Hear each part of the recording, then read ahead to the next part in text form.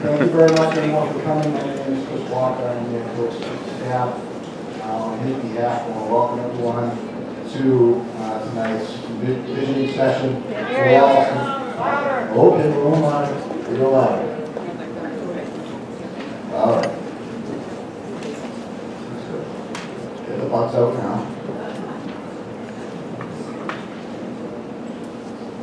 We're good. 1, 2, 3. How's that? Back in the back. We're good? All right. Fairfield is at a school event right now, so he's unable to join us, as is Ward 5 City Councilor Kirsten Hughes with a family obligation this evening. They've been actively involved in this process. I'm going to take care of a few housekeeping items and then hand it over to Planning Director Jim Fassi to introduce his team and the team from the SC Group, which is the city's urban planning consultant. They've been instrumental in the process up to date as well. I do want to acknowledge that we have a number of elected officials with us tonight. Councilor at Large Noel Bonner, I see. Councilor at Large Ann Mahoney. Councilors, I see Emily Lebo from the school committee. And I'm missing anyone to raise your hand. Okay. Good. So, some time ago, the mayor directed his team to begin the visioning process for revitalizing and re-envisioning Wollaston Center, which, as we all know, is a treasure in our community and has a great future ahead of it. The first step in that process, he directed the planning department and our team to begin this process with the community. It's a similar process that we did a long time ago with Quincy Center, developing that plan. And this plan will be a lot different than that. It's certainly not the same scale as that, but it's the same process. And that process starts with the community first with a simple question: what do you want to see in Wollaston Center? So that's what we're here tonight. It's going to be a very interesting, fun, I hope, meeting where folks can look at maps and sort of determine and look and see what you would like to see in Wollaston Center in the years ahead. So with that, I would like to actually point out some other housekeeping items. Sherry Zal from our planning department, we're going to have her come out. She's over here. She can provide translation services for any of our constituents that may need it, and she's going to repeat this sentence in Chinese, so if anyone needs it, they can see Sherry. 歡迎大家今晚過嚟我可以講普通話，可以講國語，如果大家需要翻譯嘅話，歡迎可以過嚟Thank you very much, Sherry. And I guess one last point I just want to emphasize that this is the first step in the process. This is going to be a long, extensive process. This is the first opportunity for public comment. There will be many, many more of these. This is going to have to include the public, the members of this community, from the business community, from the residents, from all the stakeholders, every step of the way. So I just want to emphasize that this is day one, and we have a lot of work to do, but we're very excited to get going. With that, I would like to introduce the Mayor's Planning Director, James Fassi. Thank you. Thank you, Chris Walker. Well, we blew it on the pizzas. There's more to you than there's pizza, so that's a good thing. The most important thing you can take away tonight is looking around the room, seeing who's here. Because it's a cross-section. It's a cross-section of business owners, community leaders, community activists, people that have never been to a public meeting. They're getting a chance to come and see what we are trying to do to connect and to do it professionally, to understand and to make sure that you understand that this process is a public process. It's about you. There are property owners in this room. They're going to be able to hear and see what I'm going to hear and see. I'm blessed I have the best department in the city. That's planning and community development. You can imagine they are very busy right now and will continue to be so. And we look forward to be even more engaging. We want to hear what you have to say. We have professionals that have done what you're going to see tonight, taking the temperature, listening, asking questions. Take full advantage of that.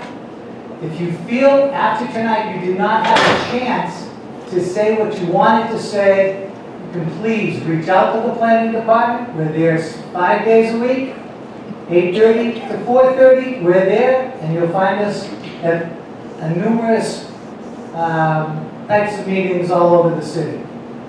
Please reach out to us. We work for you. With that, I'm going to pass this over to Jeff Thacher, who is the gentleman from BSC Group. They do this for the city. They help us with our vision for urban development. It's a highly specialized process. These guys have done it for many other communities, and we've been very fortunate to be able to engage them for this community. I'd like to introduce Jeff Thacher, please. Jeff, take it away. Thank you, Jim. Thank you for the applause. Great turnout tonight. We plan for events like this. We always hope for a turnout like this. So thank you very much for all showing up. I'm trying not to stand in front of the screen, but I don't want to get feedback also. So what I want to do is a relatively short presentation to let you know why it's important to get your input about your neighborhood.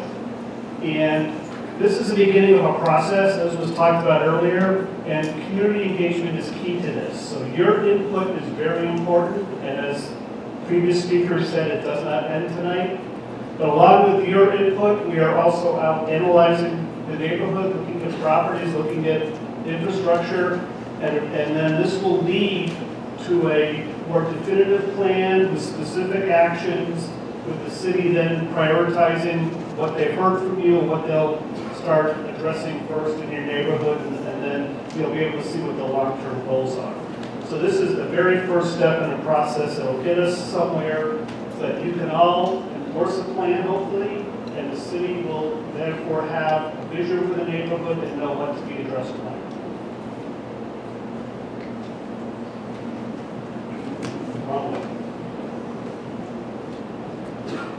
Thank you. So, some of the things that are important in the process here, and it's our approach to this, and again, this is the first step, and you're going to hear it over and over tonight. Your input is very important. We also need to understand the economics of the neighborhood, so if there are business owners here, property owners here who have businesses in your property, please feel free to share maybe some of your successes in the neighborhood, but also some of the things that you feel may be holding back the success and the future vibrancy of your business. We're going to be talking about a variety of uses. You see a number of them on the wall over here. Everything is on the table tonight. We're not limited to what's on the wall here. I'll get into those in a minute. But a healthy neighborhood is a mixed-use neighborhood. It's a variety of uses all working together, and we want to hear about all those. At the same time, Wollaston is a very valuable, very proud, very stable neighborhood within the city, and we want to develop a plan that builds upon your history, your culture, your context, your character. So this will be unique to Wollaston. We do some technical things such as look at zoning. Zoning defines what can be built where, at what size, and what dimensions. Those are some of the things we're looking at, which your input tonight will help us better evaluate that. We're looking at public investments, roads, parks, sidewalks, street trees, water, sewer, things like that. We'll also want to hear about transportation and circulation, vehicles, the T, walking, biking, even things such as deliveries to businesses in the neighborhood. And all this will come together in a vision, and it's not just a wish list. We pride ourselves in coming up with plans that are a vision that satisfies what a neighborhood wants, but is achievable. So it's not a wish list that no one may be willing to invest in. It's a vision, and we think we have some support for how these different things can take place within the neighborhood.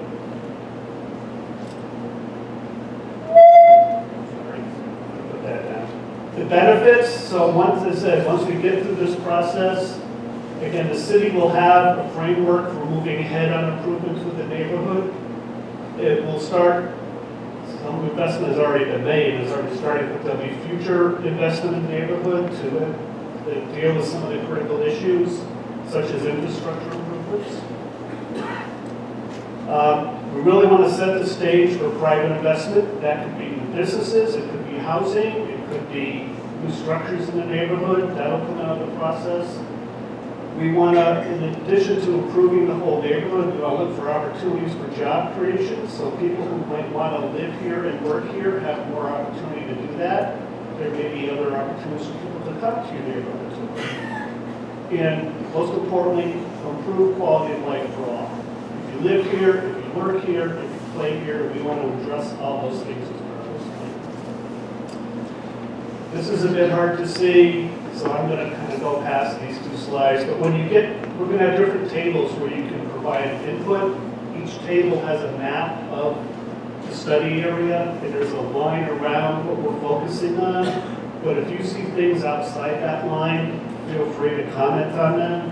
For anybody who can see the map, we are down at the bottom at the school. These are the T tracks here. Hancock Street is over here. Field Street is here. Newport Street is here. So we go across the tracks and across Newport Street to catch some of the commercial over there. It's the T station. It's this commercial cluster here, Hancock Field area. And then we go up and down Hancock a bit and up and down the tracks a bit. But again, it's a little hard to see, so we get to the table.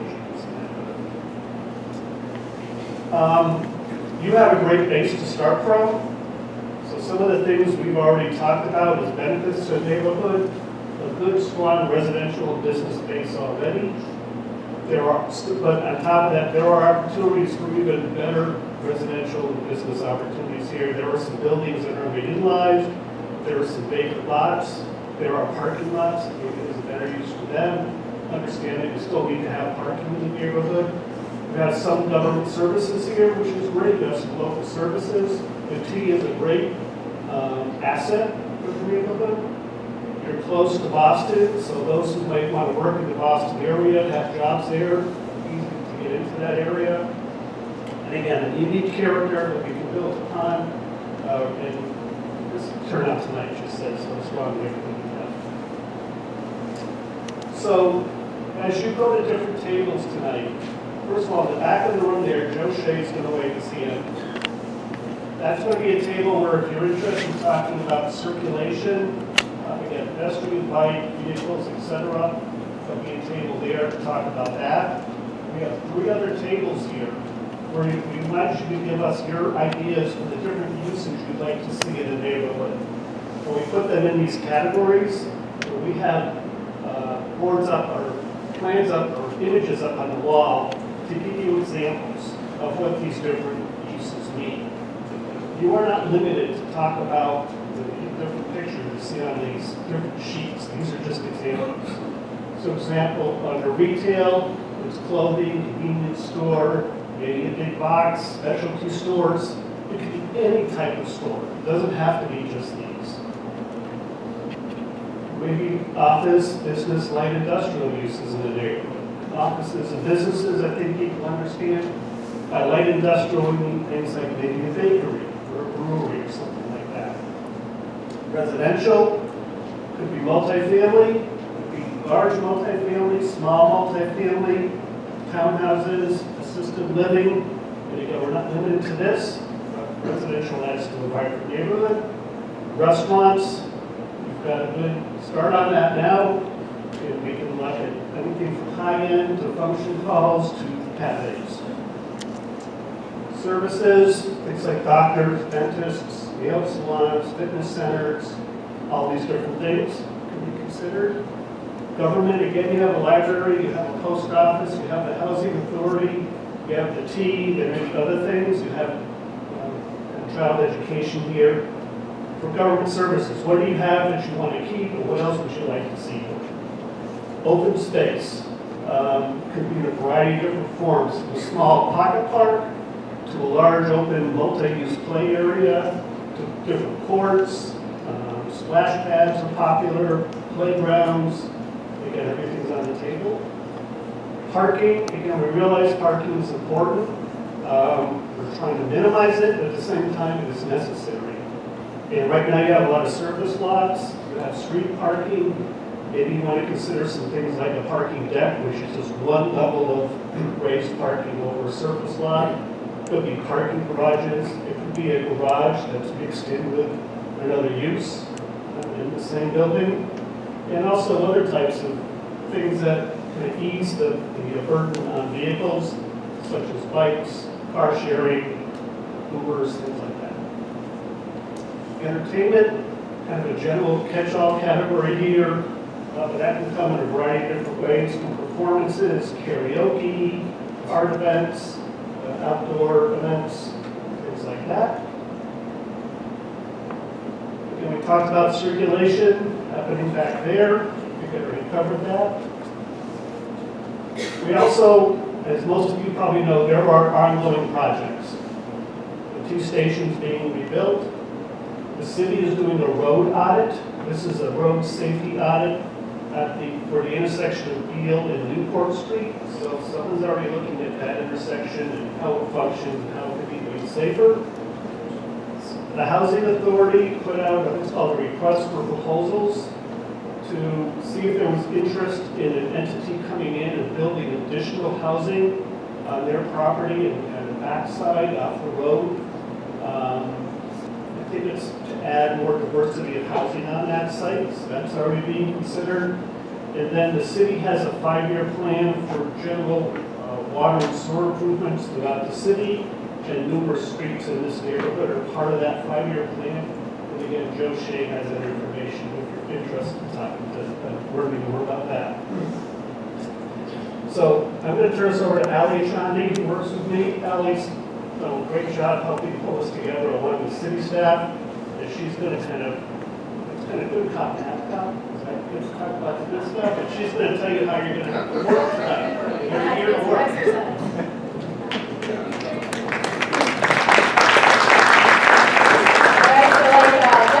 We're actually very excited that there's this great of a turnout for this meeting, and it kind of complicates our tables a little bit, but I want to make sure that everybody has an opportunity to provide feedback. So we had 4 different tables or areas for opportunities for feedback, and I'm going to add a 5th one just off the cuff of my sleeve. If you have any feedback and you don't want to go to one of these breakout sessions, although I highly recommend that you do go and provide feedback, feel free to write on the back of your agenda. If you haven't written any of your notes, if you need pens, I have plenty of pens and markers that I can lend you also, and you can provide feedback that way, and you can drop off your agenda over at the entrance, and we'll take those comments and make sure that they're incorporated into our documentation. But I just want to make sure that everybody has an opportunity to comment. And one quick question, how did everybody hear about this meeting? Was it Facebook? Newspaper? Mailings? Neighbors, great, okay, so everybody's talking to each other, that's awesome. All right, so like I mentioned, there's going to be 4 stations, and then there's a 5th option at the back of the agenda. One of the stations is going to be the Wollaston station. So we have 2 stations for the same one. We're all going to try to rotate it every 15 minutes. However, you can stay at a station as long as you want, or you can just rotate whatever you want to provide feedback. The build-a-block station essentially is, we have the project area map. The project area map, there's a big version of it on the hallway of the school right here. So if you also want to look at what the project area is without having all these people around the map, you can take a look at that outside. And each block is going to represent one of the different uses. So the blocks are actually color-coded already on the posters. So if you want to add something related to parking, you can grab one of the black blocks and put it on the map wherever you think that there should be that kind of use, or where that use would be appropriate. You can double up on some of the uses. You can have retail at the bottom, housing at the top. You can disguise the limit. You can come up with your ideas. However, because we have so many people, we want to make sure that everybody's communicating with each other and talking to each other and putting the blocks on the map. We already have some blocks on the maps already, just as examples. So we have so the map looks like the project area map. This map. And then these are the blocks, or 1-inch blocks. Yep. So this is just an introduction. So when you get to the tables, you'll see what we're talking about. And there are going to be facilitators there providing input as well. If you have any particular use, like any detail, like specific kind of restaurant that you want to see, you want to put your orange block down, feel free to write on a post-it what kind of restaurant that would be and put it on the sticky note. After the 15-minute period, we are going to be taking a picture of the map, clearing it out, and starting all over again. So we want to build as many different options as possible. Then we have the circulation map over at the back, and that's just going to be providing input in terms of, do you like your road in terms of, would you like one-way roads, two-way roads? Are the bus stops working? Is access and parking working? Would you like to see bicycle lanes? So all the things that Jeff talked about during the presentation, the feedback can be provided at that corner. Then we have a color-in station. So if you don't want to use the building blocks, you can actually color in on the maps with the respective colors that pertain to each of the uses. And there is a legend on the map, so you don't have to be looking at these boards to be able to identify what was red, what was orange, what was yellow, which map has a color code. And then we have a final area, which is in this corner, which is a general question. What would you like to see in Wollaston? And so we have the representative features also represented over there. And so what you can do is, if you like one of those, you can put a sticker on it. Everybody should have got 10 stickers when they signed in. If you didn't, we can provide those for you. And so you have 10 votes, and those are going to be your priorities. If you want to see all restaurants, you can put all 10 stickers on restaurants with the type of restaurants that you want to see. If you want to see all housing, you can put all 10 stickers there. But you can put your stickers wherever you want on those boards, and that's more of a trying to see what the feel is in the community in terms of the types of uses that you would want to see represented in Wollaston.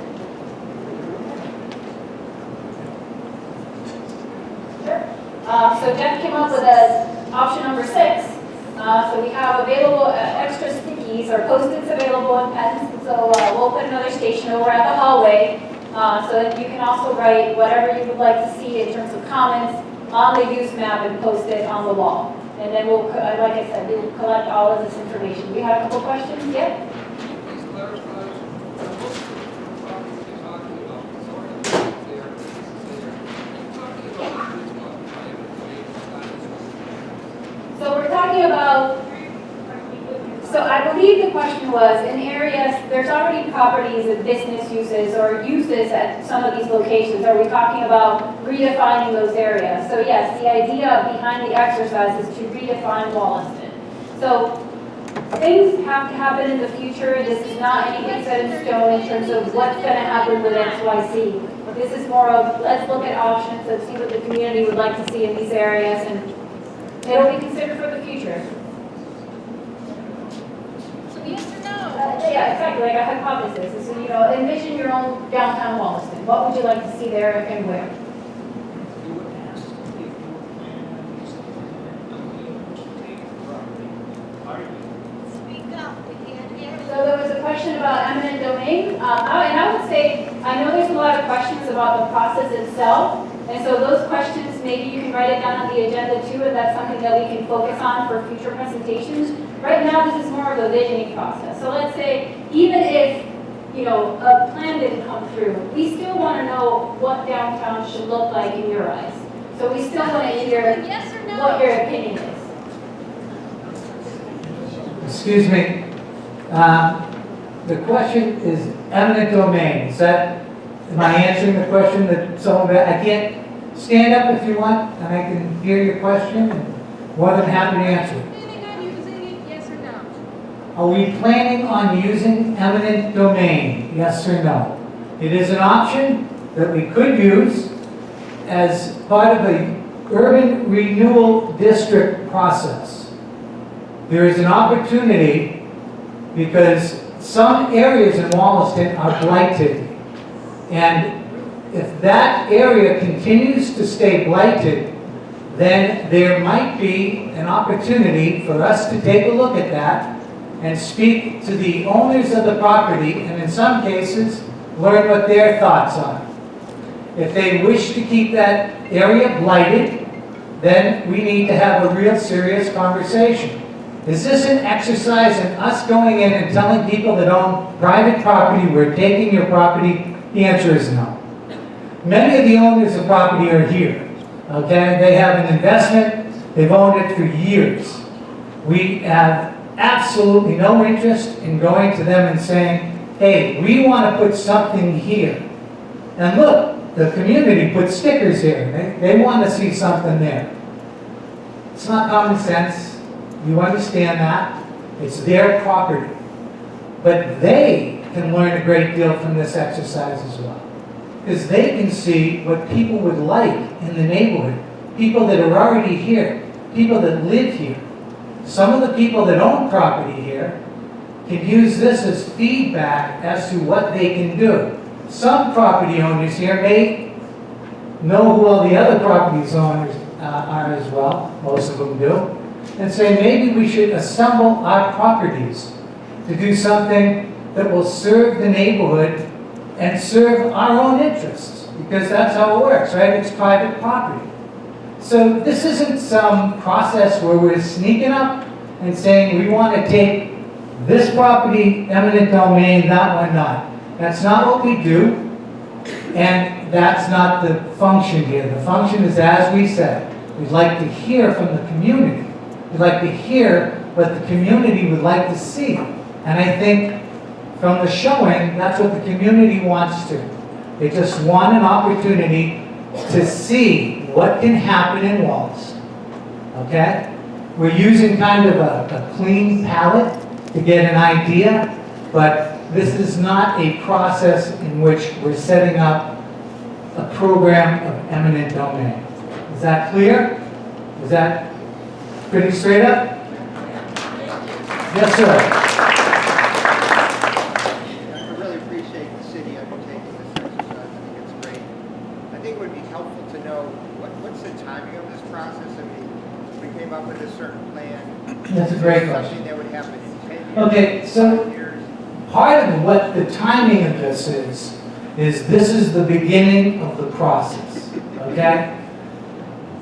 The community and the people that own the process have a say in what the timing is. And that's important to point out, that for real change and for consultative process, it takes time.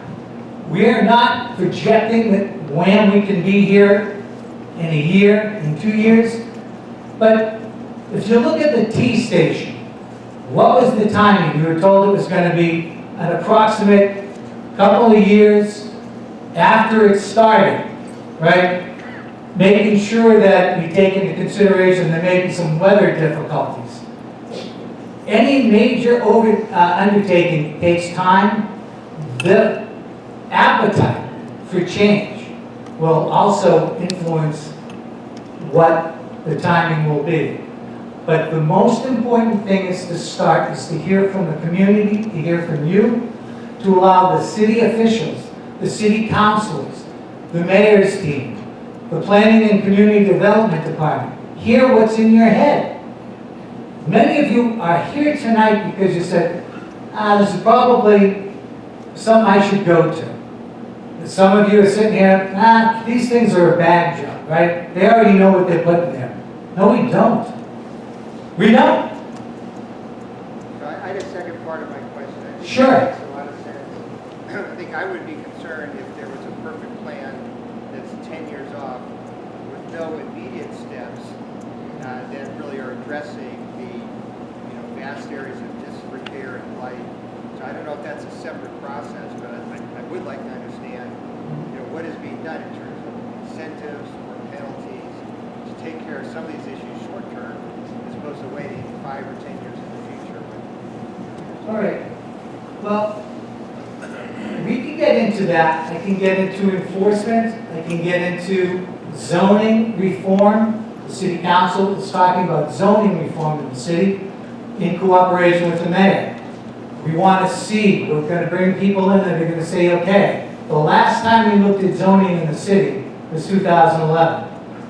We've had quite a bit of activity in the city since then.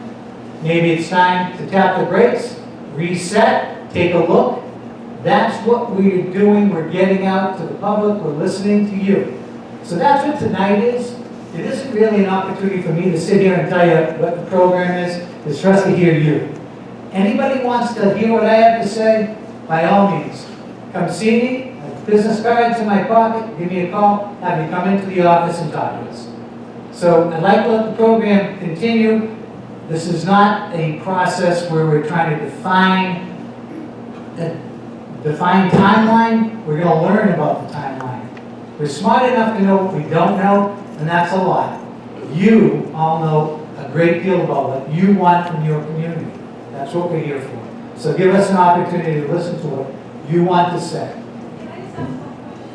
Do you know why is happening in some of the buildings? Is that something that's a zoning issue? You mentioned zoning, or you mentioned about the current situation, No, if a building is blighted, Collectively, if a building is blighted, do I know why there are blighted buildings in the city of Quincy, and specifically in the Wollaston? I'm going to say descriptively, you know if they're blighted, I know if they're blighted, and I can go into a time machine and go back and try to determine when did this owner decide that they weren't able to continue to upkeep the property. Was it a financial reason? Was it illness? It can be any number of things. That's not something we can speak to specifically, but what we're going to try to do is work going forward, understand how we can turn around the blight. So that's what this exercise is. Again, great question, but I can't tell you. I can tell you when I see it, do I think it's blighted? I think you can tell me that as well. So that's all we're trying to do tonight, okay? Thank you. So there probably are other questions, but Jim will be here tonight. There's other city here, people here tonight. Chris is here tonight, and others. They can answer questions, but we really want to get your input. So right now, I just want to repeat. We have different opportunities for you to provide input. Over here, there are 2 stations where you can use these colored blocks to show us the different type of uses and how to arrange them in the neighborhood. There was a question earlier about, are we clearing the slate? No, if there's something here that you like, let us know. Put a block there that says, keep what's there. There's 2 stations for that. Circulation, infrastructure in the back. Over here, you can give us land use ideas also with Monique, who works with the BSC group also. I'm sorry, Tanya is another BSC employee over here, one of the building block tables. We have the wish board over there where you can give us sticky notes and vote by dots. And out in the hallway on the big map, you can put sticky notes on there too to give us your ideas. I'm the gatekeeper. Every 15 minutes, I'm going to yell out, it's time to switch if you want to switch. That way, you kind of keep people moving around if they want to. But as we said earlier, if you want to stay at a particular table, feel free to do that too. And then we're going to regroup in an hour and kind of share the different ideas. Before everybody stands up, could the folks from Planning and Community Development stand up and wave your hands? Wave your hands. They're all through the room. You need one of us, grab us. We're more than happy to sit and listen to what you have to say and maybe answer a few questions. Thank you. Hey, get up. Do what you like to do.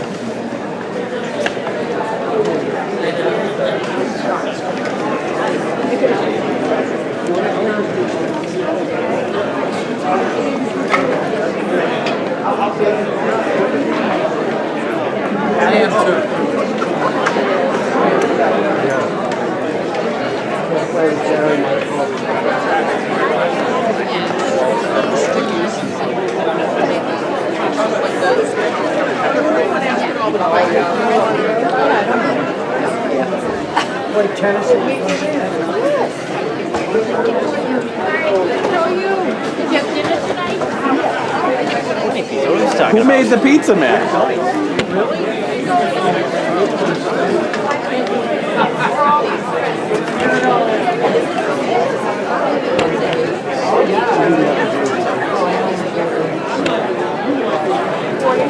This was probably paid with the death, don't you think? No, we made sure it wasn't. Actually, I made sure it wasn't. Or donated by Fox Rock or Granite Telecommunications, right? I was actually bummed when he said that. Did you hear him say that? That's why I checked.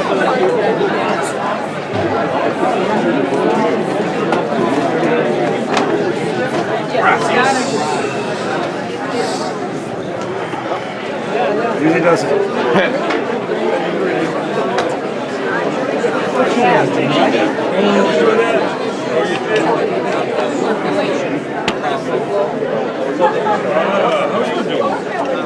input if it's right within the Wollaston area. I'm happy to take it. I'll take input outside or off the map too. Oh, excuse me. Sorry, sure. Thank you. As I was coming in, they were saying inside that was told me to do and lights. Left turn lanes. I'm from the Midwest. We have no left turn lanes here, and that's why everyone turns left. What's going on, my man? All right, how you doing?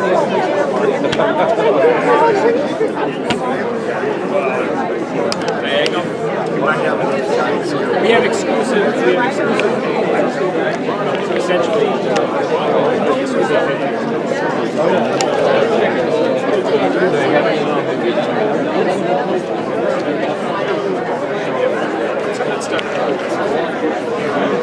So it's kind of interesting that we have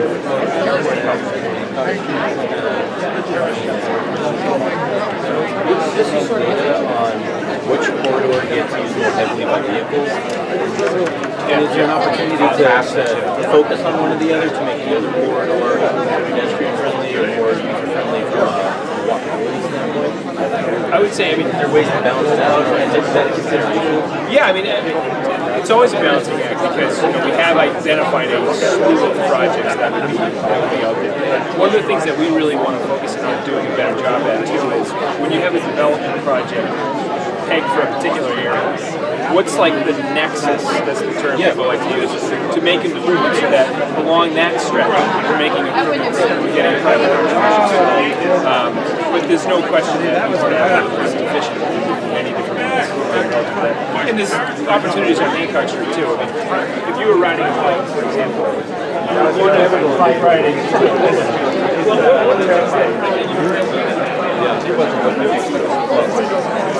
So they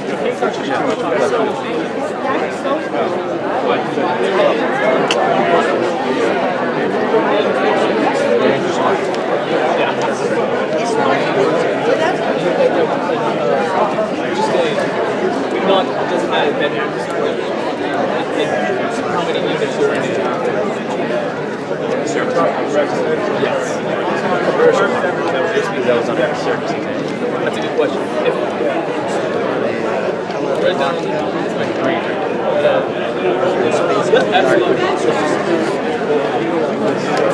Ellie, okay, on the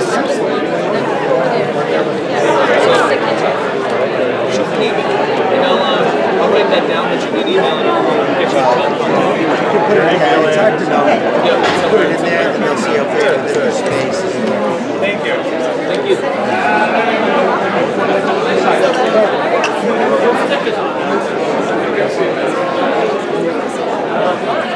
One or two units get to one parcel, From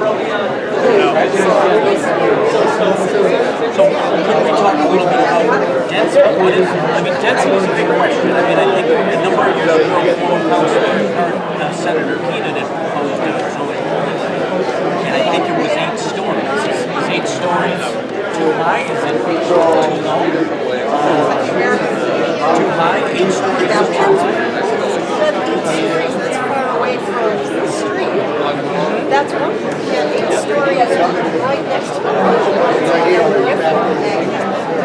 Yeah, it depends. I think it should be concentrated around location.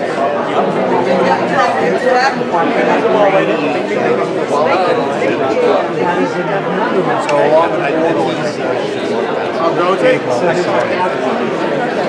yeah. And then it'll drip off by scale. This is your neighborhood, isn't it? One of the things we did in Quincy Center, because I've experienced Quincy Center, and now don't take me on the height limits, but we had 15 stories was the height limit in the Quincy Center. We did add the ability through special permit, an extra approval by the city to go up to 20. So to take your comment, 8 stories is too high, 6 stories, but maybe there's a special permit process where in maybe we have a certain zone, a smaller segment, that would allow for a little bit higher in the appropriate location. So maybe I think a variance that allows like reduced levels of housing should be one of those variances. Density is, it's not just that it's height. It's not only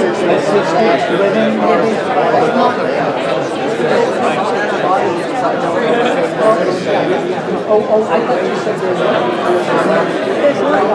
place.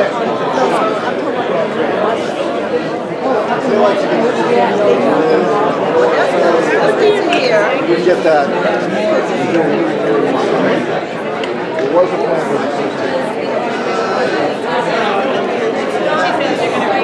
I've had to call the city a few times because the traffic lights are either here, it makes more sense. Because the foot traffic in this neighborhood is already pretty fabulous. So, very dangerous. Unless the parking, so just, I don't see any, a lot of car traffic, unless this becomes. Oh, that's the other corner. That's that table, yeah. All right. I'm not done yet. Yeah, so I mean, but otherwise, I don't want, 100 cars a night coming along. Yeah, there is a I'm trying to think about the playgrounds in the area. Yeah.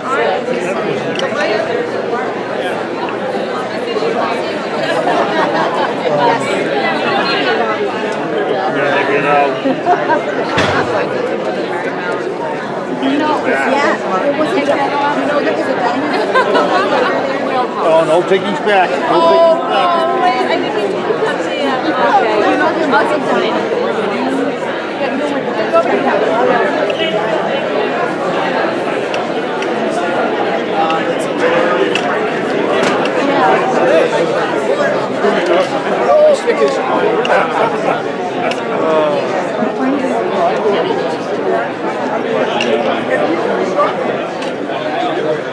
I'm supposed to come see you and I never made it down.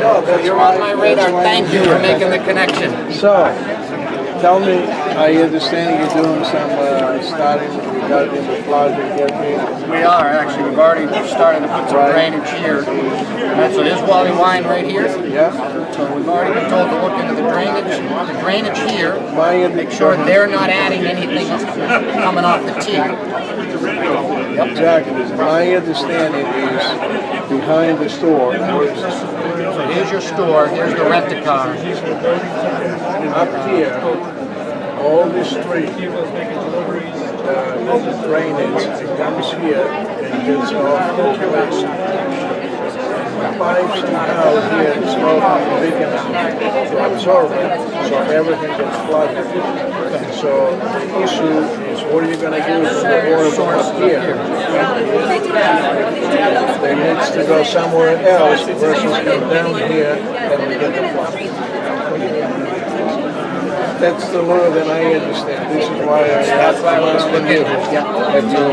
Have you done your research there or not? Oh yes, we've researched. The system actually comes down here, down here, down here, down here. So people have been out to try to clean the pipes and make sure that we know actually what's in the ground. To make sure that we take out some sags. We haven't started the secondary part about where the sources are coming from. Everything from this up is here, already on the radar. I think it's going down this way. This is why we're flooding. Okay. The lower than down here taking back at 2000. Yep. Okay. So I know some work had been done before CBS renewal in here and easements. That was cosmetic. That was nothing to do. That was the place a very small place. It wasn't trying to see what kind of exit you need. So doesn't go anywhere and floods the whole. I'm gonna expand this larger space. It's from here somewhere. Have you ever had any sewer issues or been aware of any sewer problems? Just a walk. I'll back him up on that. Right there is where all the water happens when there's That's why I said all the water comes up from the hill and it goes down behind the store. There's all the drain that's from the rain and it doesn't get out on the other side. It overflows in the area. It just must be a low area, don't you think, down there? And it's during heavy rains that happens. Somehow blow this out, it would be great. Okay. We're in a process, and I will come talk to you. The interesting thing is that whole area, am I correct? None of it is in a flood zone. This new area because I was actually looking at it like on the map, and Okay, yeah. even though there is that weird water thing there, it's kind of like the people in the neck right now. They're having their water problems, and it's because all the water that's being collected and put into the drains, they cannot handle it. We need like bigger drain pipes to get it out to the everywhere. So we might have places where we might have like an 18-inch pipe going into a 6-inch. Yeah. So when that 18-inch is clogged, there's some sort of factor or whatever, and it's like, I do know they are studying the whole not moving it into the Wollaston Wine CVS parking lot. That has its own problem. Right. It does. It's amazing. Just because within 10 minutes, we need to be able to get that water out. Happens very, very quickly. I think this is more Trying of to work with the T and less their of a flood plan. There's also these water mains that cross under here, and then down at Wilson as well. Okay. Make sure that there's a way to improve the water distribution. So it's not water coming from through here as well. This is kind of like a copper. am I correct too that you work in the planning department? I do not. I work with Woodland. Oh, okay. You're inspired. Okay. I mean, he knows everything. But is it all res seed right now, or mostly res seed? It's only quite a bit actually, but I think most of the area is. No, that would be business. Businessy, I meant. They might actually have the zoning map, the current zoning map down towards the end where the building is. Because that would tell you how high you build. Because they just gave a variance to Jam and you just cut off. this guy right here, this parcel right here. He was just at, I take all the meetings. He just got a variance to do 15 units with actually, he's going to use those as his parking and really make, and they're really even on. Maybe like 8 or something. And some are like 2 bedrooms. It's the craziest, they do crazy things all the time and stuff. I mean, if we can get people to rent them, you know. Well, it is. You're getting new people coming to cities that don't have cars. But especially so close to there are people that deliver pizzas.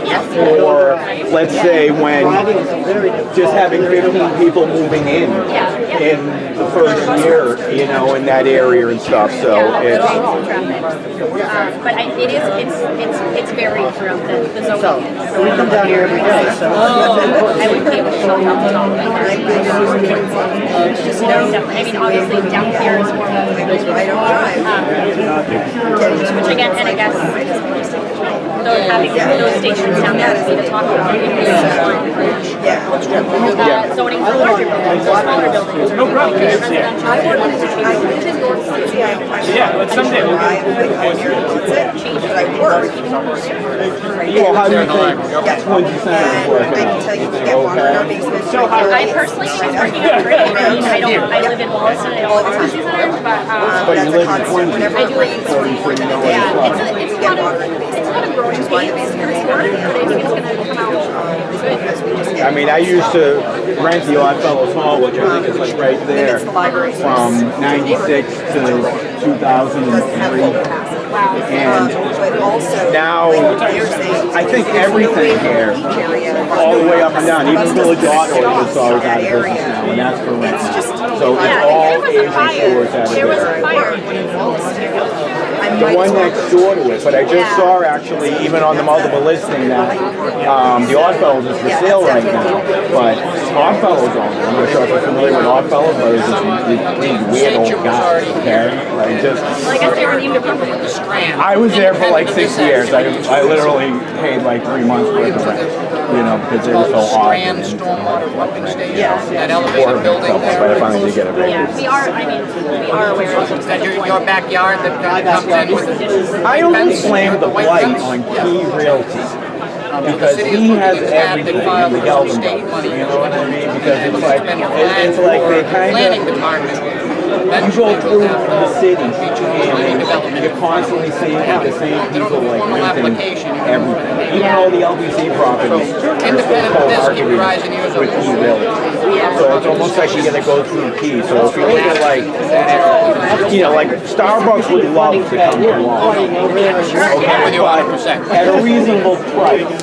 We have to give incentives, like Lowe's is moving now because they couldn't pay those crazy taxes that they had to pay.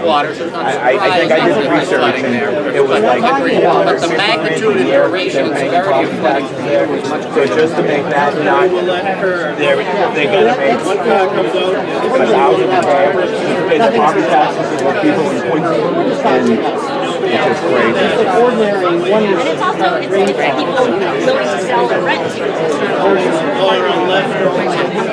If the people like welcome to still get the next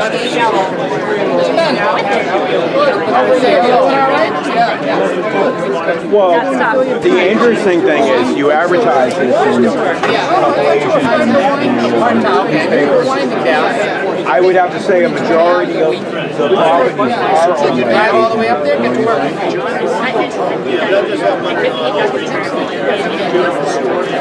It isn't long enough. It is. It's definitely interesting. This one has. The one that's burned down? Huh? The one is burned down? No, the one on the back on Arlington, because someone just got a permit to make 15 units in this one. That's a bakery. It's a bakery and the redemption place? Yes. Okay, they're gonna keep the bakery and they're building 15 units. Already? It already got approved. Do you know? Yeah. I didn't know that. Yeah. He was at zoning on Tuesday last week. Wait a minute, because that building next door was for sale, they bought it, that's why They must have known someone because it was crazy because they're not even doing any parking. They're going to use just that. So they're going to build 15 units, keep the bakery, and 15 units on top of the bakery. 9 parking spaces. Only 9 parking spaces. Right now, there's a building that's empty. You know, it's a brick building. Yeah, there's a brick building there, isn't it? The one, well, this is the gas station. Yeah, but next to there's a building. Okay. That's a building. But I'm saying on this lot, according to what they did there, they would let you build 15 units there. That building is empty. Okay. I don't know what they do. Who owns the Nogwood project? That is a waste. They shouldn't. What's going on there now? I know. The women owns it and they're leasing out to the seafood wholesale. It stinks. So it's all like, are all those white vans from that place? Yes. They're all up and down that street. Yeah. They outgrown, the pieces have grown so big. Like that's a piece that the city should take. Like that should be an eminent domain. Okay. I own a business right here. I own a business here. On the corner, is that the convenience store? That's the Andre store. Okay, you own Andres? Okay. Nice. I would love to see this really, I mean, they have here overnight. Yeah, it's terrible. Springtime, I mean, winter time is terrible. Right, and now that because it's a one-way street, all the traffic is going this way. And I mean, they will outgrow themselves. The business is not so big. They should be independent and own a building by itself. They should be in like a commercial area. They should not be there. But who's going to tell them that? Well, but those Cheap people, rent. they're Cheap renting rent. Cheap to them. rent. Okay. Cheap rent, that's why. They must have a long lease and you cheap rent. That's what it is. Okay, but who am I going to tell them what to do? Thank you for letting us know. They actually were complaining about that at the meeting. Because when they got the permit for this, some of these people When showed was up. this? This was last week. Last week? Yeah. We didn't get a note to go. Because you're a business owner, they only give them to residents. They should tell the business But I owner. own a house here. I didn't receive a note from them. You own which house? Yeah, no, that would definitely affect the use. Well, then you probably should be in. I didn't get a note. You have a multifamily on Fayette? I didn't get a note about the bakery. Is that, is that available from the state to find out much? Right there. It is actually any site that has a number of these tracks. And Arlington is building some kind of multi-million unit. I'm not sure where. On there, and also anything that has a. So it's going to be 15 unit, huh? 15 units, That we put on a property that might have to. I mean, here. So is that known? Has that already been looked at? Is who owns this one? Somebody else. I know him. I try to talk to him to sell it to me, and I'm not getting anywhere. It's still not even worth it because look how little your place is. You're almost better off waiting for someone to come to you to finish the piece of puzzle and then buying your own. You want to own a square. You know what I'm saying? Like, don't worry about connecting because it's so hard because you almost got to buy that one too, and it'd be easy just to buy that one. I gotta find out who owns that first. You can talk to us about whatever. I've been looking at that too, Busy and crowded. trying to find out. I'm a real estate broker myself, so Where? in Quincy. What's your office? I don't have an office. But I got my broker license. But you work for the city. No, I don't work for the city. I'm independent. Yeah. You're doing the. I videotape everything just to see what's going on. Kind of like cable, like Quincy Access Cable, but I'm on the internet on YouTube. You might as well go and see if you can stop by there.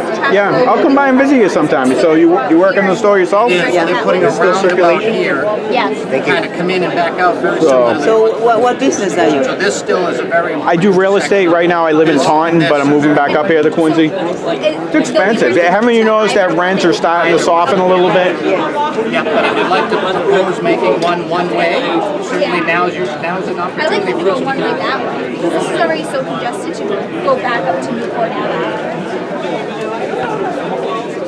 Just think about if people are also coming here. The light doesn't seem so useful right now because no one's using the strategy. Yeah, the T is basically taking it over, right? Yeah, so there's really no use for this light right now because the T is not open. Yeah. But once it opens, So what are the issues with like the water lines and the outside and everything like that? In this area, the sewer and drain is pretty much aged and controlled. They've sagged in some places. Some of the drain pipes are zig and zag. Most of Wollaston comes out Chapman here, zigs over.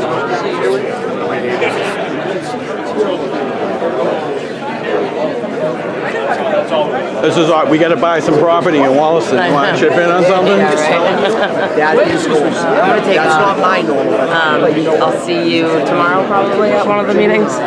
If you don't see me, it meant I died. Yeah, right. You know what I'm saying? So. I'm telling you. You can't.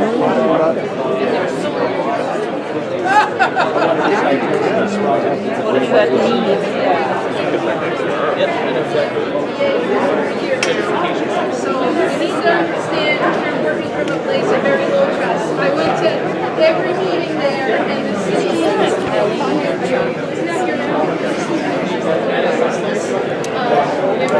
That's something we're going to be taking a hard look at. What we know is, underground parking is going to be limited. So we've seen that technique, obviously in the big city of Boston, you see a lot of underground parking, but there is a water table issue in here. Part of what we're doing behind the scenes is we're going through public works records, and I need to do an inventory and an analysis of all the infrastructure, subsurface infrastructure. So that's your water, your sewer, and most importantly, to your point, it's the stormwater and the drainage. if you're not doing anything tomorrow night, I'm doing a public hearing in front of the board on the city's hazard mitigation plan update. And in there, that's the forecast. It's intensity and frequency of rainfall, right? I think is our number one issue. A lot of folks think it's the coast. Big impacts, but what's going to affect the city as a whole in Wollaston is going to be the rainwater. And that is we're heightening up that concern because we're a very old city. There's a lot of old pipes.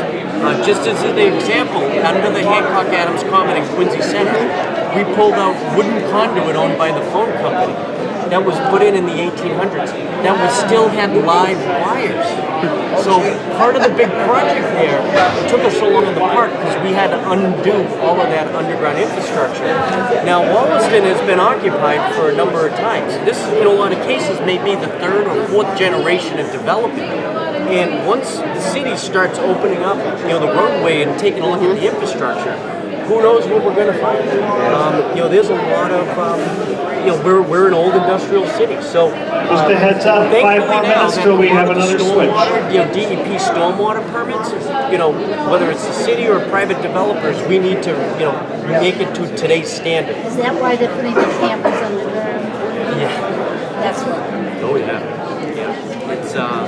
It's really quite amazing. So I did the Town Brook relocation project in Quincy Center a number of years ago. So they've been working in Wollaston, the underground campus, in the storm clouds. Exactly, and all the tide gates and those things. And again, I do have it up on the website, the city's hazard mitigation plan. You can see kind of a big area view of we mapped all the storm drains and the outfall pipes and stuff. So we're doing a lot better of compiling a lot of our information because a lot of us are just out working every day. Just from our own knowledge of living in the town. Yeah.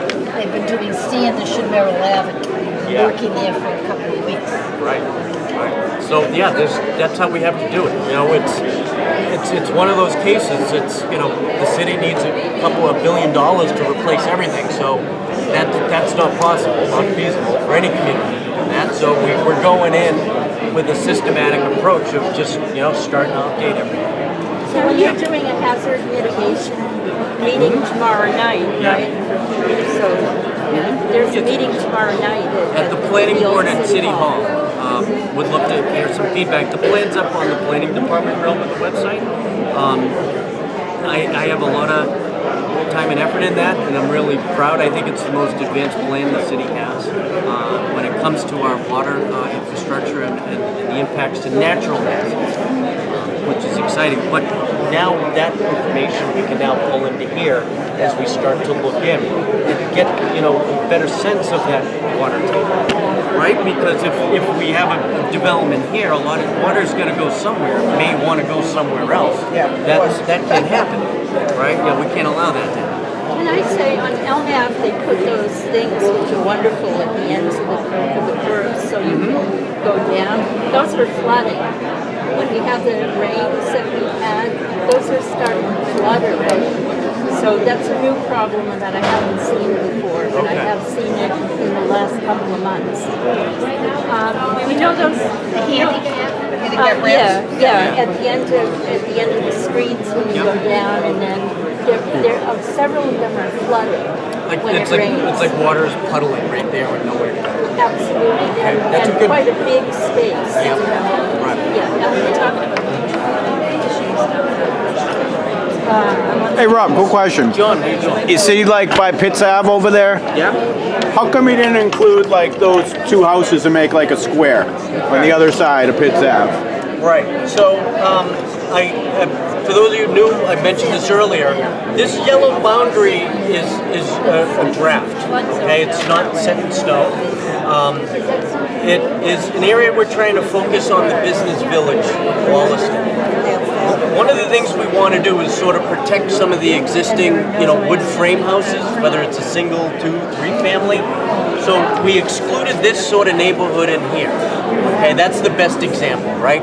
We could have drawn the line straight out, right, and include all of this. So the next but we don't want to encourage major redevelopment in here unless this meeting starts to tell us to look there. But that's not what we're here. I think Beale over there in Hancock, John, to your point, when we look at this map, we see these lots have very deep lots, right?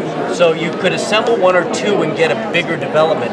As soon as you hit past Pitts, these are a lot smaller and again head into a mature neighborhood. Now, I speak though because the same person owns like all those lots. Well, they should be aware of this meeting. No, but I'm saying it's just weird how it ends right where that same person owns all those lots. This piece right here. There's like 4 out of 5 are owned by someone named like Olette, and somehow Michael Grehan owns one in the middle. Yeah. So hopefully they'll hear word of this and then come and talk to us. And if they say, you know what, I own these two, could you get it in? We'll maybe try to reach the other one. And if we come forward, the eminent domain question, right? That came up. Right. All right. So this is a visioning session that helps us try to focus in on the tools that we need. We are contemplating an urban renewal plan, and that can lead to that tool-belt eminent domain being put in, but there's no desire to take anything right now. That urban renewal district would be this yellow boundary, okay? That yellow boundary could also become a new zoning overlay district specific to Wollaston. Eminent domain, it is a tool, but it's mainly used for a public use. Are you planning on letting like private people do whatever they want, sort of like a Punzi Center right now? People have inherent property rights with their private properties. We'd like to relay a vision from the community of what the community wants to see here, and let them contemplate that. If they meet some of the vision, of the community, I think there'd be a favorable response to a new development. But if folks come in and try to max build everything with no response to affordable housing, no response to adding to public space, or having a wider sidewalk in front of their building, that could be problematic. But I mean, is the whole thing going to be like you won't have to go to zoning anymore? Is that how it's going to be? To be determined. Okay. So. Yeah, we've never made any steps we need to do moving forward, like an urban renewal plan. That requires a public hearing. That requires a citizens advisory committee. That requires city council approval. So we're not going to take this and go do a plan and then we're here. There's still a whole long process. I mean, I could conceivably, we could, probably within the next 6 months, organize an urban renewal plan. Now that would be just sort of an explanation or an announcement of the city's intentions, a vision of the neighborhood, of the community, and we'll take it from there. It could be 6 months, but even then there's development after that. So would it be almost like making it into like a new separate zoning class? So the WURD Well, the business being the business C, no. It would be a new Wollaston zoning overlay is what I would. Yeah. So That's specific and unique to this area. Okay. This is the yellow, this is the 500 acres that we were talking about. So my question is, this really affects those of us who live on the border. So can we be notified in writing when these meetings are going to happen? By letter, by email? This is ridiculous the way we find these things up. If it wasn't for the Wollaston neighbor interface, we would have known about it. There was supposed to be 2 meetings, one early and one later, and then suddenly this meeting developed. What was the early? It was 3:30 to 4:30, 2 separate meetings. That's how it was listed in the Wollaston neighborhood. Okay. So there needs to be something official when the planning board or whoever it is talking about this. Yes, notification in the paper, but the people who live along the periphery of this 500 acres, I think they should be notified in writing, 2 or 3 weeks. That's what I was thinking too. So they were not notified of writing? No. The abutters weren't notified of this meeting? I don't know what they consider an abutter. Nobody's in a butter yet. Well, the abutters to the zone would be. Yes, the line, the 500 acre line has been drawn. So anyone living here is going to be affected in some way. Now, there have been abandoned houses in some originally three-family house, almost at the corner. We've called and called and called about saying it's probably 10 years. Somebody started doing construction and nothing has been done. And they went back to China. So, I mean, are those kinds of things? I mean, there's a college somewhere around here. There's a little coffee shop. Yeah, coffee break cafe. I mean, that house has been abandoned for, I think, almost 10 years. And it just sits there. So is that going to be something that would be taken by eminent domain? So where do we put that sticker light? Everybody wants that fish place up here to be eminent domain. Yeah? That's a common theme that I've heard around the room. Where is On Arlington Street, the old Nogla Brothers, someone's using that as a fish wholesale place behind the fire station. If it's a blighted street, if it's a blighted, no one lives there. That's abandoned. Yeah, like all those white vans that are in the neighborhood. Have you noticed a bunch of white vans in the neighborhood parked on that street? But they're all coming from that business. And obviously our counselor isn't here. Is there some reason? You don't. They said she had a family commitment.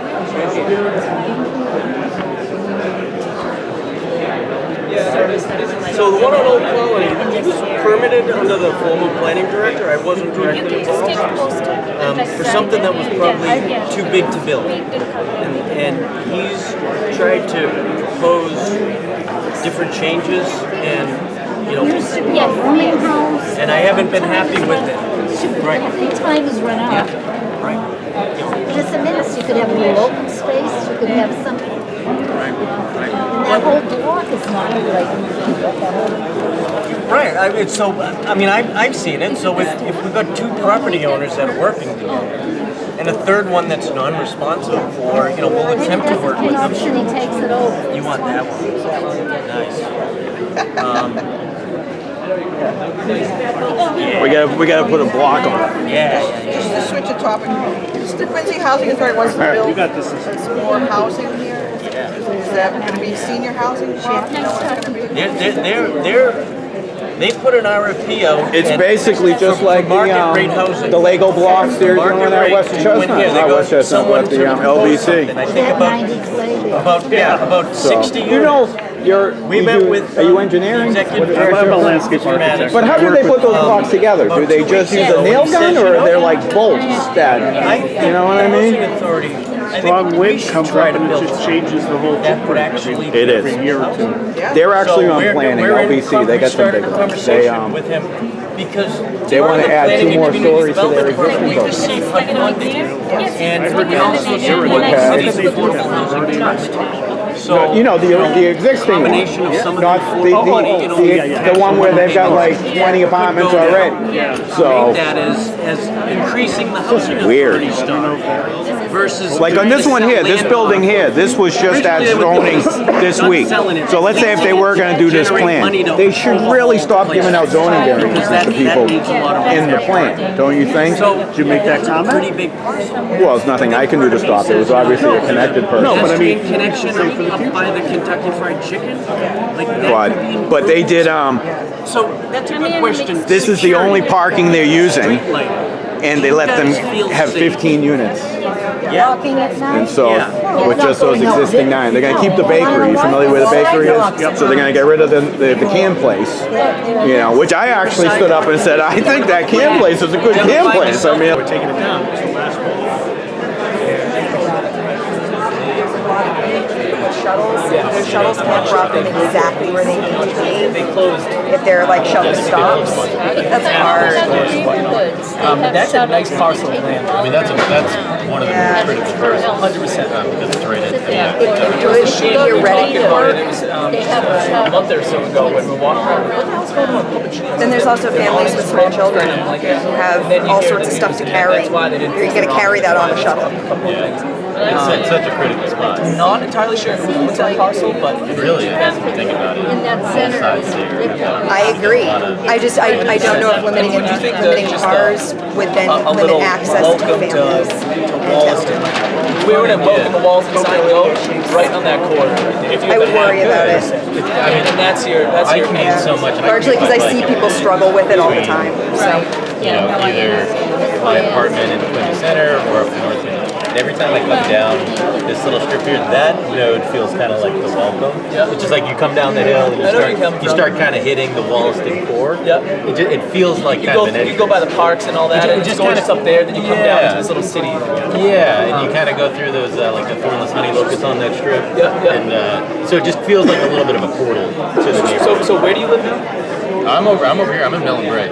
Okay. Yeah, so I'm right in there. I used to take. Yeah. That was kind of the nice part of living there. Yeah. So now I either go, depending if I'm going south or north, I'll hit Quincy Center or north Quincy. And you take your bike to Quincy Center. Yeah, every day. Yep. Yeah. And the ride down to Quincy Center, is that pretty? You feel safe for the most part? I basically stay I hope side you don't take street. Newport Ave. No, that's impossible. I take like side street. I take Clay all the way up until it hits 3A. Okay. And then 3A all the way. That's a good move. Yeah. And actually 3A or Hancock Street at that point, because your 3A turns down Marymount. It's actually really bikeable because there's enough red lights along the way. The cars have to kind of go slow. Yeah. So you never really feel like you're like unlike Newport where you're on a highway. I'm afraid to drive next. And coming this way in the morning, like with traffic, as everyone going into Boston, you actually bike past everybody. Yeah, So true. yeah, everyone's kind of at a standstill. Just bike their morning.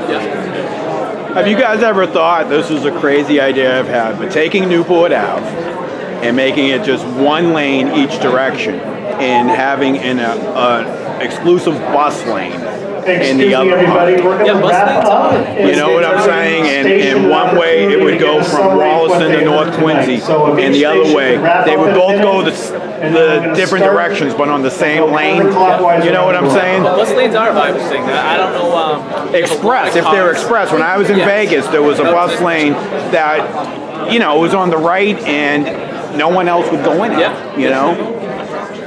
You hear a lot about bike lanes, but bus lanes. It would make no one cut through anymore down Newport, because then it would really make Newport a lot slower. Yeah.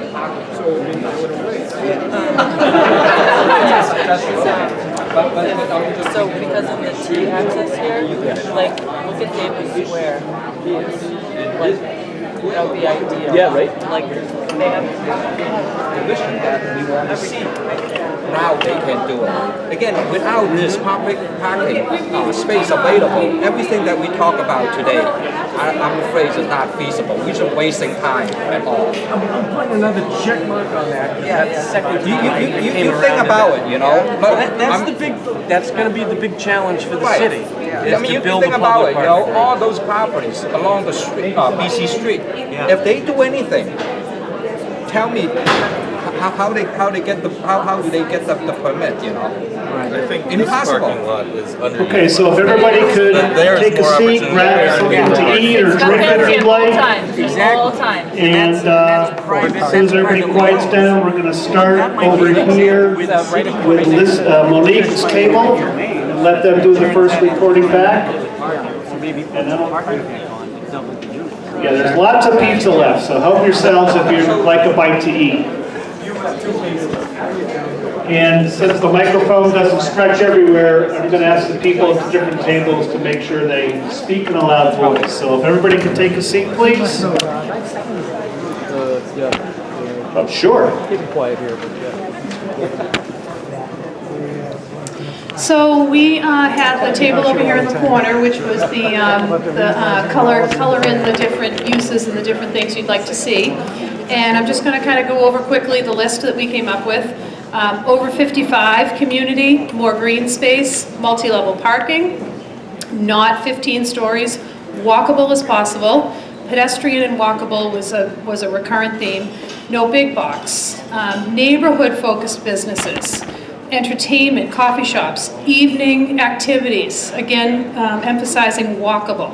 A mix of cuisines for the restaurants, more greenery on the sidewalks, more public parking, change the zoning for parking requirements for residential in particular. Bridges, interesting pedestrian connections to kind of like link that Brook Street area across Newport Ave. And the pedestrian improvements will drive mixed use and transit-oriented development.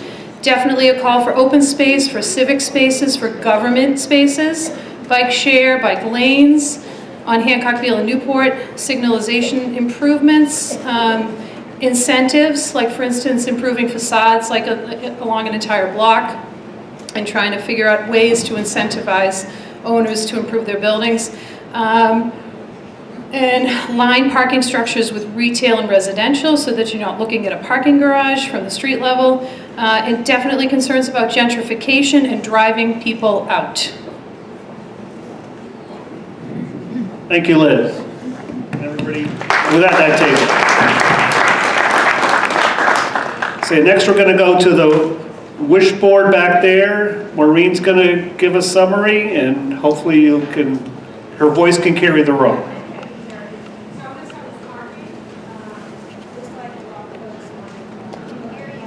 Maureen, if you could face this way when you're talking. Oh, okay.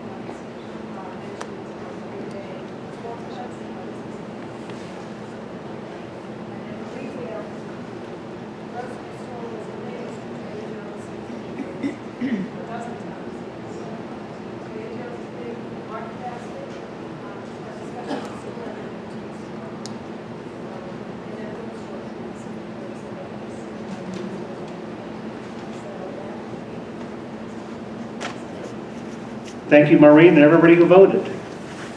And by the way, I found dots on the floor. There's a few more. Dime a dot if you want to get some extra votes in tonight before you leave. The table back there was circulation and infrastructure. I'll do infrastructure, you can do circulation. Thank you to those of you who joined us in the corner. On infrastructure, there was quite a bit of feedback about drainage and stormwater, ponding, especially in the intersection where CVS and Wally Wine is. People felt comfortable with the water system, the drinking water system, the age and type of water pipes. And some people had commented recently they've seen that the city has been lining or improving the sewer pipes, which is true, throughout the system. So from an infrastructure standpoint, drainage remained a key point. And it'll be something we continue to investigate as this process moves forward. And Chris was at the next table with circulation. Thanks, Joe.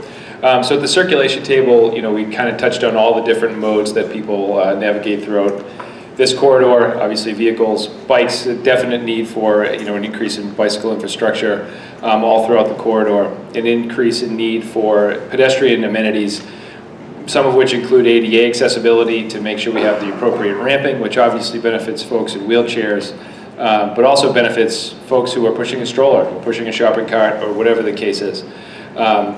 Need for increased coordination of signalization. Certainly some concerns about some parking situations that are going on in some of these areas. Areas where perhaps one-way pairs could be considered. Areas where some parking restrictions or increased enforcement could be looked at. And then a broader conversation about coordination, some of our signals. And there's a lot of progress, obviously, that the city is working on right now, but it was great feedback. So. Thank you, Chris and Joe. I should also recognize Joe and Holly are here from the firm of Woodard and Curran. They do a lot of work for the city on the infrastructure, so we appreciate them coming tonight and sharing what they know and collecting more information. So now we have the last two tables, which were we'll call them the building block tables. So we'll let Rob go with the first one. Good evening, everybody. It's great to see such a wonderful turnout. I had a lot of fun at this table, a lot of spirited discussions. Well, the number one issue that came out right out of the gate is the affordability question for residences, and I think everybody's feeling that. We had a number of conversations on that. Inclusionary zoning ordinance with the city, the housing authority presence, but that was a big concern, I think, from a lot of folks, and we'll take that to heart definitely. The other issue we zeroed in on was parking, and the conversation on parking, and parking is very expensive to build, but it's a necessity, especially here in Quincy. Some of our industry publications, start talking about eliminating parking requirements, and folks will find a spot, or stuff will get built. And I don't think, and I think my colleagues agree that Quincy's at that spot yet. So parking is definitely an issue. It needs to be a requirement.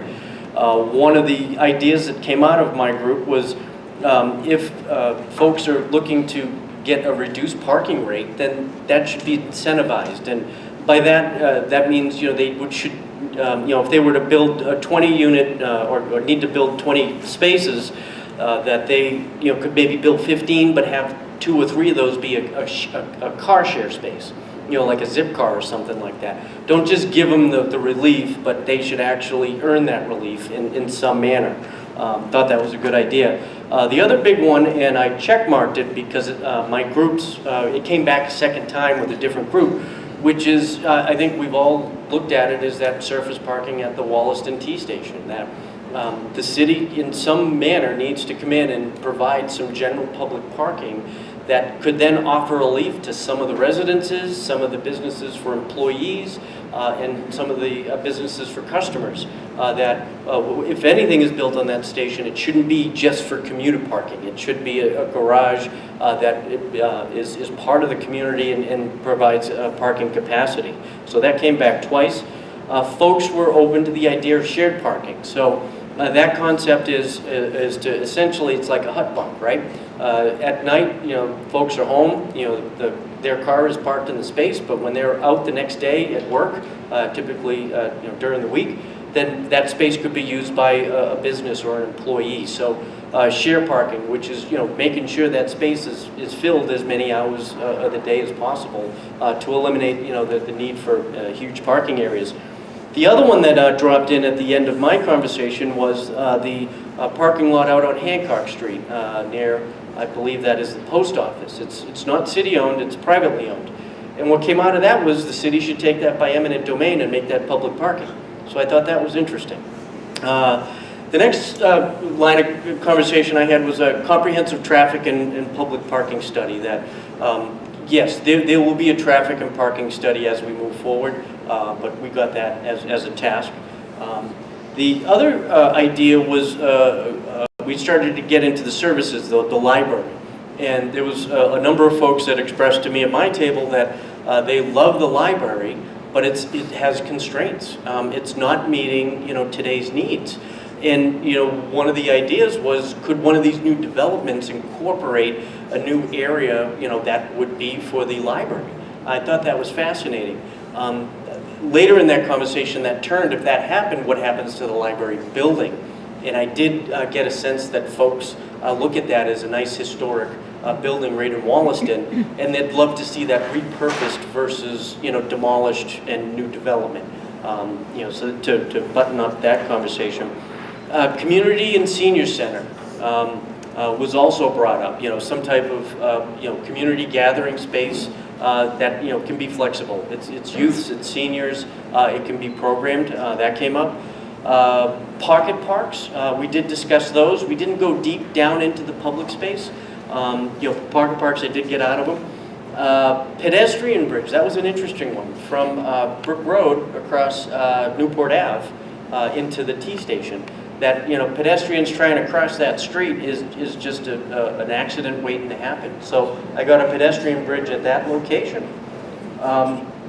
I also pointed to, I had the office in light industrial use. And this is not just a Wollaston question. It's maybe a bigger city question. Is our zoning is you know, it's built up over time, and zoning's intent was to separate, you know, residences from businesses that were disruptive. I think we're maturing as a society, and what we've seen is light industrial. So, you know, a bakery shop, you know, that's making, you know, goods to sell at retail outlets, not necessarily a bakery. And we have a brewery as another example, as a light industrial, and folks were very favorable to that. So if we move forward into, you know, taking a look at a zoning overlay, you know, we will probably, you know, look to, you know, that light industrial to see if we allow that as of right. Where typically industrial is a standalone, you know, do a big, you know, power plant or something. Yeah, public open space, that sort of came up, not specific. And folks started pointing out properties that are blighted, and they said eminent domain to take them if they're not going to do it. So I got that. The other one I got was very poor sidewalk condition. Because I wanted to talk a little bit about safety and security, lighting, you know, at night in the district. Folks felt it was pretty well lighted, but the poor sidewalk condition, and an issue, Joe, I don't know if you're still here, is there seems to be a lot of these new handicap ramps that have the ramps and the tactile strips.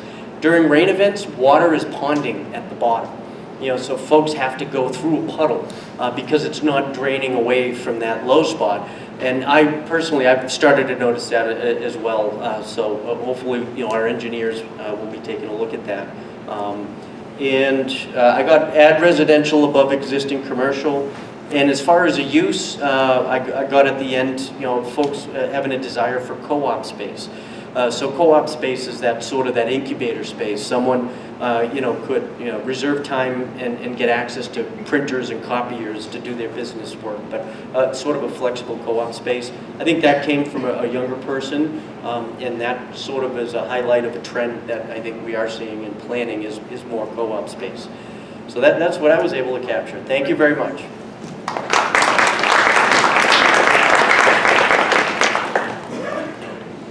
Before I go into the feedback that was provided over at our Build at Wollaston station, I do want to say thank you for Quincy After School. They provided some childcare while we were here at the meeting, so we had 4 kids over at the basketball court playing around and providing their own feedback in terms of what they would like to see in Wollaston. So we provided them with a board that they could draw on, and primarily what they provided in terms of feedback was that they wanted more family-friendly and kid activities in their downtown area. They want to be able to recreate downtown and not have to go far away. They want ice cream shops, they want a splash pad, they want what could be a rocket or a community center or a playground. So we can use our imagination. They were already gone when I went to talk to them, but this is great, and I do want to thank them for providing us with some feedback. And I also wanted to say thank you to the school, especially Ray, who was walking around, who set up the room and will clean up after us too. I mean, we'll do most of the cleaning for him, but I do want to say thank you, and to audiovisuals. So in terms of our group, it was pretty much a repetition of what everybody else has been saying, with some particular highlights. Our group really felt that that Wollaston should be celebrated and its diversity should be promoted. So making sure that whatever happens in the future does celebrate that diversity and doesn't turn into something in the future regarding, not even gentrification, but just making sure that, the city is proud of Wollaston and want to make sure that they represent it that way in terms of the community diversity. In terms of incentive for businesses and improving some of the storefronts and providing some cohesive look. So they want Wollaston, downtown Wollaston, to have a neighborhood feel. They don't want to go in there and have it be completely different from the rest of the community. So making sure that there's cohesiveness throughout the downtown area.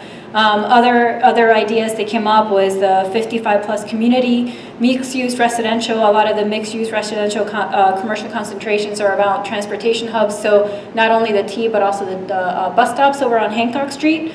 Again, the light industrial. Some ideas about mini golf, fitness, racket clubs, pocket park, specifically over by the Old Wally Theater. That's a great opportunity right there near some of the restaurants for people to pick up some food and be able to go and sit down on a bench under a tree and eat their snacks. And then, again, some of the recommendations that came out were related to having a parking assessment study, a zoning assessment study, as well as an accessibility study, just to make sure that whatever happens in downtown Wollaston is accessible for everybody in the community, no matter what age or ability.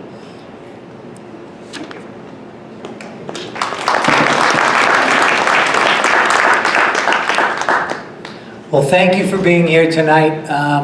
It was very, very, very educational for us. I hope this is going to be not the last one you come to, the last time you give us input. Again, you can reach us at the Planning Department. We're on the website. You can reach us. You don't have to call us. You can send us an email. You can just touch base with us. And that goes with anything that concerns you about the community, not just in Wollaston, but also as far as development, the process, and also what you're seeing. Part of the URDP, one person mentioned to me earlier, that urban renewal district that we're looking at here, it affords us the opportunity to get monies that can be used to make changes in the community in a positive methodology.